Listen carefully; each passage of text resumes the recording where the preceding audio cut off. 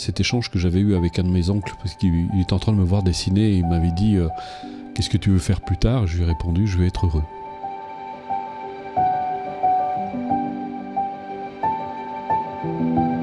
Et c'est pour ça que mon oncle m'a dit « Mais c'est pas un métier ça, d'être heureux ». Je dis « Oui, mais qu'est-ce que ça peut me faire d'avoir un métier ? Je vois les gens qui sont autour de moi, ils ont un métier, mais ils sont pas pour autant, c'est pas pour autant qu'ils sont heureux. »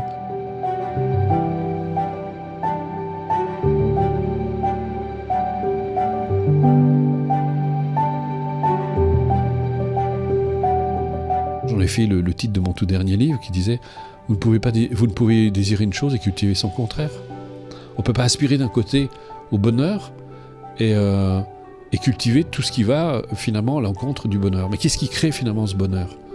La meilleure façon, et il n'y en a pas d'autre, la meilleure façon de contribuer au bonheur des autres, c'est de réaliser son propre bonheur. Parce que je ne cesserai jamais de le répéter, et c'est vrai, qui est mieux qu'une personne heureuse peut apporter du bonheur autour d'elle.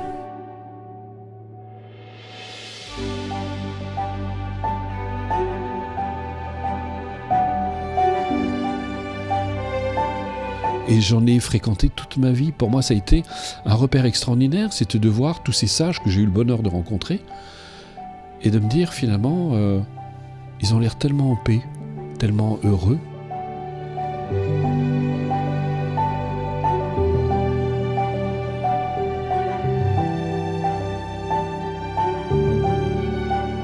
Et c'est ce lien privilégié, c'est ce qui a permis de vivre tout ce que j'ai vécu avec Shimon Rinpoché et d'être ce que je suis aujourd'hui.